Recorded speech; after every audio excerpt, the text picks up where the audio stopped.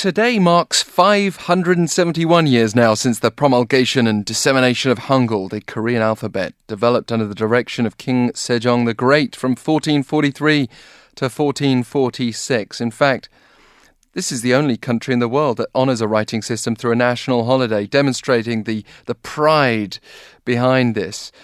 And in celebration, we'll be actually hearing from our experience at the Hangul Museum later. Before we do, let's hear more from Dr. Young-ki Kim Renaud from the Department of East Asian Languages and Literature at the George Washington University. Thank you very much for speaking with us.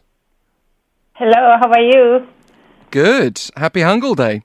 Happy Hangul Day to you.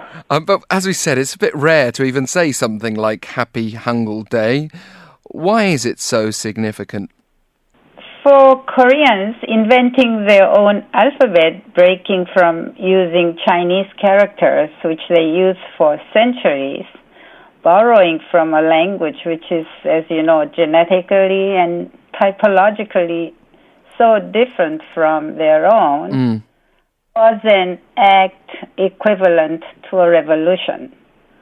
So for the French, you have the Bastille Day, which is a holiday, and for Americans, the 4th of July. And for Koreans, Hangul is a holiday celebrating Koreans' cultural revolution, actually a non-violent one at that, and independence. The pen being so mighty, another example of that then through Hangul Day, and a great description. Thank you for that. Thank you. What would you say, though, in terms of the creation and Hangul, in terms of that side of it? This is described often as a scientific writing system that's accessible for all, for the lower classes who might have struggled ever to get into reading and writing in the Chinese system. What the creation of Hangul meant is that Koreans, for the first time, could write as they spoke, and very easily too. Before, only the elites could read and write, and even there, after much, much effort.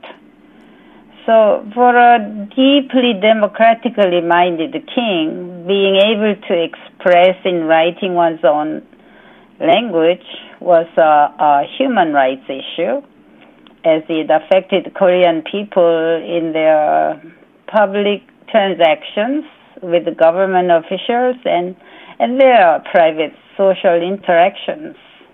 What is the philosophy behind the characters, though? There's like a story there, isn't there, with each one? Yeah, Korean is not like Chinese, so we call it the alphabet, not characters, right? So the hypothesis underlying the invention of the Korean alphabet was this. Well, if writing systems are both cogent and relatable to what they know consciously and subconsciously, they are easy to learn and use. So King Sejong believed that native speakers have knowledge of Korean linguistic units and their workings, and that the writing system that reflects various phonological aspects of the language iconically is easier to learn and use. So that's the philosophy. Yeah, well, I wanted to ask you about that too. And again, I mean, I'm using the word character in the very broad sort of Twitter sense, rather than letter form. Yeah, exactly. But these linguistic units, as you described them, why is it that we use that word scientific to describe them? Can you elaborate a little bit further? Actually, King Sejong had a profound understanding of how linguistic sounds are produced.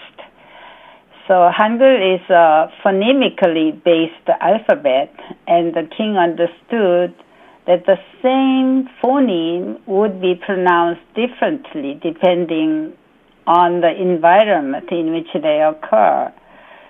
Furthermore, he realized groups of sounds sharing certain characteristics behave in the same way. So these related sounds shared actually formal resemblances. So he grasped this distinctive feature theory centuries before the modern linguists discovered it.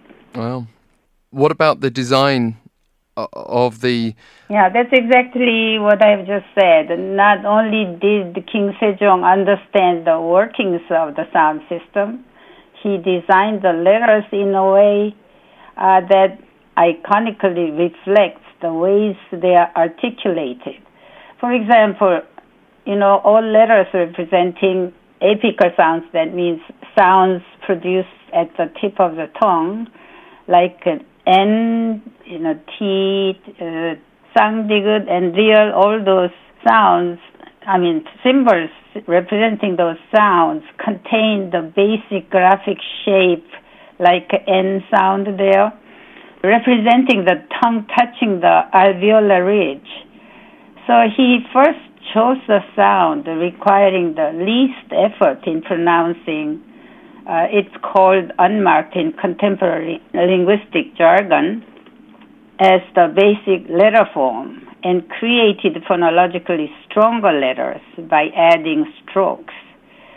So that means representing sounds requiring extra efforts or marked sounds by more complex letter shapes.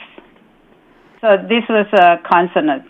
In forming vowel letters, he chose to create them by using various combinations of three basic forms, like a vertical line or horizontal line, and a dot representing actually vertical line human between heaven, which is a dot like a sun, and earth, which is horizontal line. And these were really something very understandable to Koreans of the 15th century, because it's a basic East Asian cosmology called Sanzai. It's the Great Triad, and the vowel letters thus formed represent the binary principle reflecting Korean vowel harmony. So those showed contrasts of different schools of vowels. So one belonged to the bright vowel and the other one dark vowel. So it's yin and yang, or in Korean, yang. Yeah. Do you think the beauty of Hangul still permeates the 21st century? You suggested that many of these designs would have been obvious to people at the time, but it's still relatively easy to learn. Because actually, if you think of a Cartesian axis, all the bright vowels actually are either right of the man or above the earth. So they are bright side, and even visually you see the contrast, and those are really very basic linguistic intuition of the native speakers. So fortunately, Koreans have had orthographic reforms to keep up with the changing language.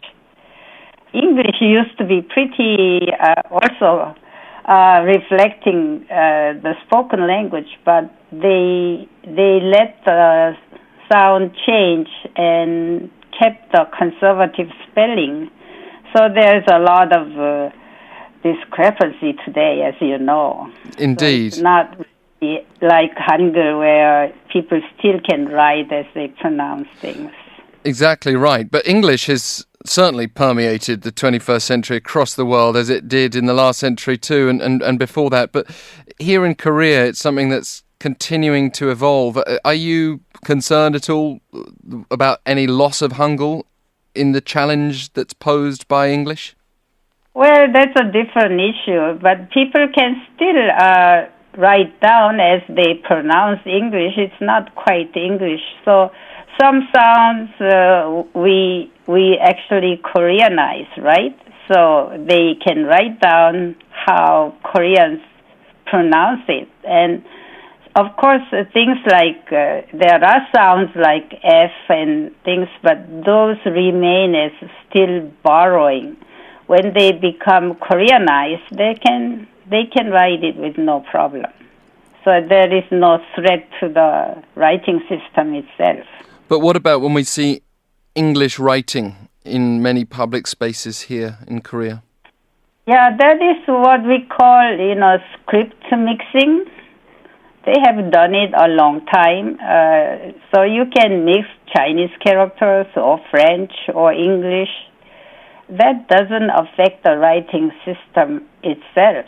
It is just mixing. It's like some snobbish people speaking with the original closer to native speakers' pronunciation in talking. So